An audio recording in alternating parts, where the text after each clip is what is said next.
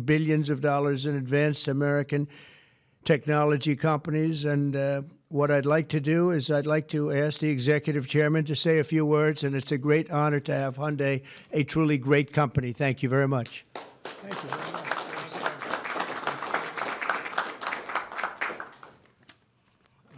Thank you very much, Mr. President. Thank you for giving me this opportunity to speak here today, and thank you for the invitation. And congratulations on the remarkable start to your new term. It's been good. All right. Great.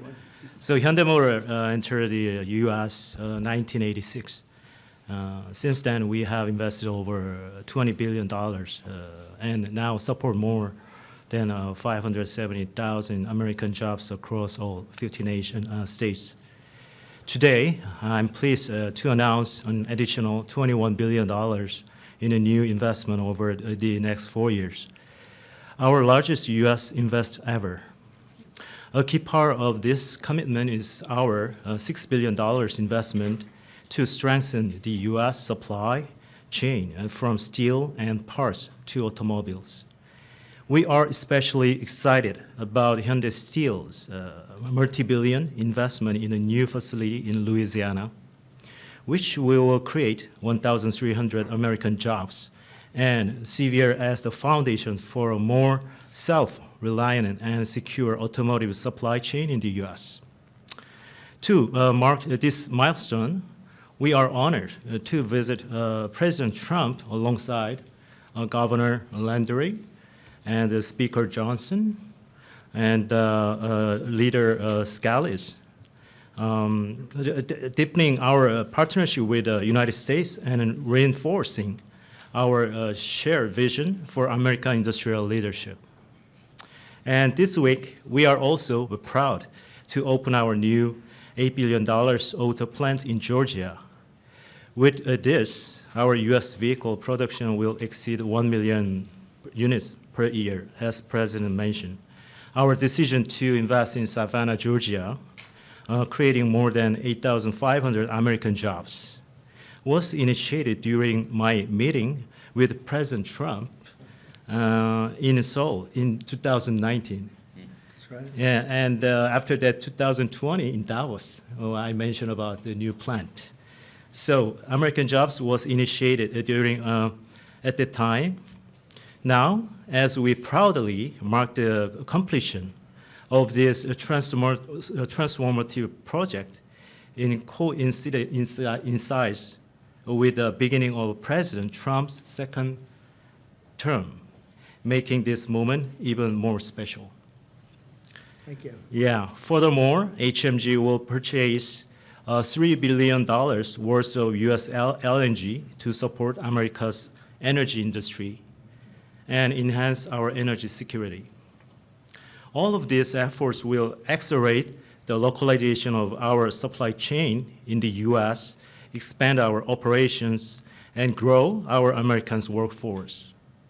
With your leadership, Mr. President, Hyundai Motor Group is proud to be a stronger partner in America's industrial future. I'd like to personally invite you to visit one of our state-of-the-art manufacturing facility and see firsthand our commitment to the United States and our American workers. Right. So thank you to our American partners and employees and communities. We are really proud to stand with you and proud to build the future together. Thank you. Well, thank you very much. I thought maybe we have our great speaker, and we have two very good friends, Mike and Steve, and you come from a certain state that we're talking about right now that we love, and I've done very well there. I've always won by a lot. I love that state, so I was happy to hear about it. That's why I said, come on over. But Mike, would you and Steve like to say a few words, Sure. please? Sure. Thank you, Mr. President. We're excited. It was mentioned earlier what a great start we've had to your second term, and we're just getting started. Everyone should know that. There'll be more of this because it's the policies that are bringing about the great growth, and it's about leadership. And we have a strong new leader back in the White House, and it makes a big difference because everybody around the world is seeing that. and everyone around the country is applauding it. We were on district work period last week, and Steve Scalise and I and our colleagues were traveling around the country doing campaign events, raising money, doing all the things that are necessary to ensure that we keep the House majority for the Republican Party. And I'll just tell you, I was in multiple states over the last week, and everywhere I went, Mr. President, people are excited. There's this great sense of relief, almost euphoria out there, because they know that America's back. This is the America First agenda. We're so grateful for these great friends with Hyundai to invest in Louisiana. We have extraordinary leadership on the state level, and leadership makes a big difference. We're so grateful to be a part of this. We want to tell you all this is a great investment in Louisiana and in America. More to come. Thank you so much. Steve? Well, thank you again, Mr. President, for opening up the White House to this great group. Governor Landry has brought the same kind of energy to the governor's mansion in Louisiana that President Trump has brought to the nation in the White House. You know, some people marvel at President Trump's stamina. Over the weekend, both Saturday and Sunday, we spoke by phone on some different legislative initiatives that we're working on with Speaker Johnson to continue moving the agenda forward. Those very things that President Trump ran on, he's delivering for the American people. And this announcement by Hyundai is one more example of how that agenda that President Trump ran on to make America first again is working for the American people. When you talk about 1,300 plus really good jobs in Louisiana, those are all American workers. That's billions of investment coming in from Hyundai into the United States that would not have been here without President Trump's leadership. And I think people know that, they see it. It's been a long time coming, but we applaud the work that Hyundai is doing with Governor Landry to come to our state. But for President Trump, we're seeing this all across the nation, and we're just getting started. A lot more to come, Mr. President. That's very nice. Thank you. Thank you very much. Do you have any questions, please? Yeah, please. The size of the investment, partly because of tariffs. On April 2nd, the reciprocal tariffs will go into effect. Is it truly reciprocal? Are there some countries that might get a break or some sectors that might get a break? Well, I may give a lot of countries breaks, but it's reciprocal, but we might be even nicer than that. You know, we've been very nice to a lot of countries for a long time, but I call it Liberation Day. April 2nd is Liberation Day. But today, as you know, we did something with respect to Venezuela. You heard about that, and that will be quite important. We'll be announcing some additional tariffs over the next few days, having to do with automobiles, cars, and having also to do a little bit with lumber down the road, lumber and chips. We're going to get all those chip companies coming back. They're already coming back without even doing it. So it's been very good. But we'll be announcing some others. But for the most part, April 2nd will be a big day. That'll be reciprocal day. And we'll be bringing some of the money back that's been taken from us. Let's be nice by using the word taken.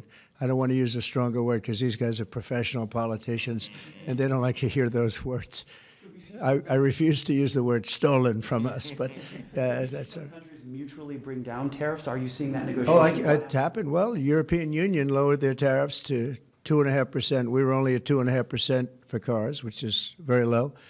And as you probably heard, that European Union lowered their number from much higher than that, many, many times higher. Surprised to 2.5%, so that was good. But I don't know that I expect that. It's up to them. But we have reciprocal tariffs. Mr. President, your reaction to the story in The Atlantic that said that some of your top cabinet officials and aides had been discussing very sensitive material through Signal and included an Atlantic reporter for that. What is your response to that? I don't know anything about it. I'm not a big fan of The Atlantic. To me, it's a magazine that's going out of business. I think it's not much of a magazine, but I know nothing about it. You're saying that they had what? They were using Signal to coordinate on sensitive materials and having to do with what? Having to do with what? What were they talking about? With the Houthis. The Houthis? You mean the attack on the Houthis? Right. Well, it couldn't have been very effective because the attack was very effective. I can tell you that. I don't know anything about it. You're telling me about it for the first time. Anybody else? This announcement on Hyundai, is this a blueprint for you for other automakers to come to the United States to do what Hyundai was doing and investing so much in Louisiana and creating these new jobs? Absolutely. That's a nice question from you. That's a shocking question, how nice it is, huh? That's okay. question that's a good question, actually. Yeah, sure. Hyundai's a great company. We have other great companies coming in, and we have some that are going to be staying here and very much expanding. And we have tremendous interest in every business. I can't just say automobiles, but automobiles is a big one. And yeah, this is the beginning of a lot of things happening. We've had, as you know, Apple's announced a $500 billion investment, and other companies have announced 250, 300 billion. But we're well into the $3 and $4 trillion mark, which has never happened to our country before. What it really means is jobs. All we care about is jobs, right? We care about quality and quality of life and safety and security, but we care about jobs. And they're going to have we have a lot of people coming in. Governor Landry, if I may, Governor Landry, I would love to ask Governor Landry a question, if you don't mind. How did you convince Hyundai to come to your great state? How did you convince them to come to Louisiana? It was easy. I told them we were going to have a great president this year, right? Look, again, I think that this is Americans seeing the America First policy in action, right? It's not just promises, it's about action. And not only and I appreciate their patience, because all last year, many of these legislators, the Speaker and the Senate President, we worked on making Louisiana as friendly for business as the president is making America. We worked on public safety. We worked on educational reform, which the president's been working on. We worked on tax reform, historic tax reform. And what I can tell you is to echo what the president said, in Louisiana right now, I believe before the summer's over, we'll have $50 billion worth of construction projects going on in Louisiana. That is a record, Mr. President. It has never happened under any other president, under any other administration. And I can only look at the leadership that he has brought, not only to the White House, but to the world as well. And so to have these executives come here and say, hey, we want to invest in America, because for decades now, what Americans have seen is jobs being offshored rather than onshored. And today's announcement is exactly that. This is a message for all America that this president and their governors out there care about the American worker. Mr. President, on your Venezuela tariffs, sir, and I have to tell you that if you have any trouble getting permits, which you won't, come see me. I'll get them for you immediately. All right? But you're not going to have any trouble. You know, we had, when I first got involved in this world of politics, when I went down to Louisiana, you know, the two big LNG plants, and they were stuck for 14 years. They tried to get permits, and these were $12 billion and I think $15 billion plants. And they were working on it for 14 years in one case, I think 13 or 14 in the other. And I was able to get them in less than a week. And they were shocked. And probably some consultant got a lot of money for doing it, but nobody spoke to me about it, other than this gentleman at the time. He mentioned it, and he did. They were in very much different positions, but they wanted to see if we could break the logjam. And I got it done. In one case, I actually got it done in one day. And the other case, I didn't do as well. It took a full week. And they built, and they're up, and they're very successful now. That was a long time ago, but we got it done immediately. You'll have no trouble getting your permits, I guarantee. These people you're dealing with are top of the line. Okay? But just in case, call me. On the Venezuela tariffs that you announced earlier today, sir, yes. You said it's 25% for any country that does business That's right. in Venezuela. If they buy their oil from Venezuela, they have to pay a 25% tariff to do business with the United States. Is that on top of existing tariffs? So, for example, China buys Yes, a lot of oil. that would be on top of it for existing. 45% That would tariffs mean, on China yep, next week? that's on top of existing tariffs, yes. And so also next week, April 2nd, as you said, Liberation Day. Is that going to be sector tariffs as well as reciprocal tariffs? It's going to be everything, yeah. It's going to be everything, but not all tariffs are included that day. For instance, we'll do some, as you know, we have already done steel and aluminum, and that's at a 25% level. And we are going to be doing automobiles, which you've known about for a long time. We'll be announcing that fairly soon, over the next few days probably. And then April 2nd comes. That'll be reciprocal tariffs. But we may take less than what they're charging because they've charged us so much. I don't think they could take it. In other words, they've charged us so much that I'm embarrassed to charge them what they've charged us. But it'll be substantial. And you'll be hearing about that on April 2nd. And it will be Liberation Day because we'll be taking in large amounts of money for our country, and that's lower taxes and all of the things that are good, and jobs, a lot of jobs. And what's your message to the big corporate clients of the big law firms that you've targeted with your executive orders? Do you want those big corporate clients to find new lawyers?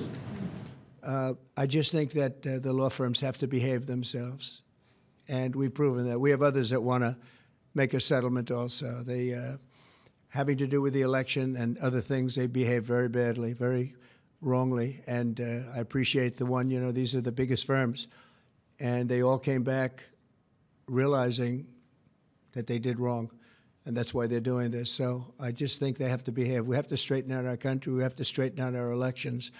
Our elections are very dishonest, very corrupt, and we have to straighten it out. And it's so easy to do it. And we should go to paper ballots.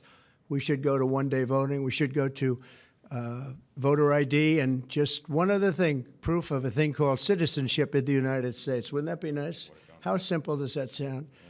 Proof of citizenship, voter ID, one-day voting, and paper ballots. You know, paper ballots are very secure. They have watermark paper. It's very, actually, it's very intricate stuff. It's very technologically advanced, even though it's paper.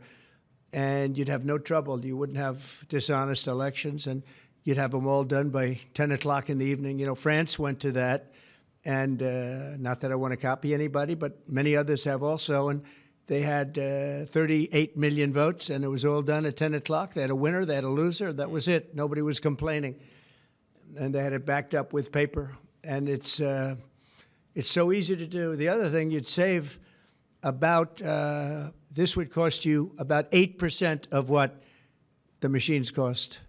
So the paper would be much less expensive. So if you're looking to save some money, that's a good way to save it. So it's a shame that we've gone through it. We've gone through a bad election, really bad election. The election was so bad. And think of it. You wouldn't have had the October 7th disaster with Israel.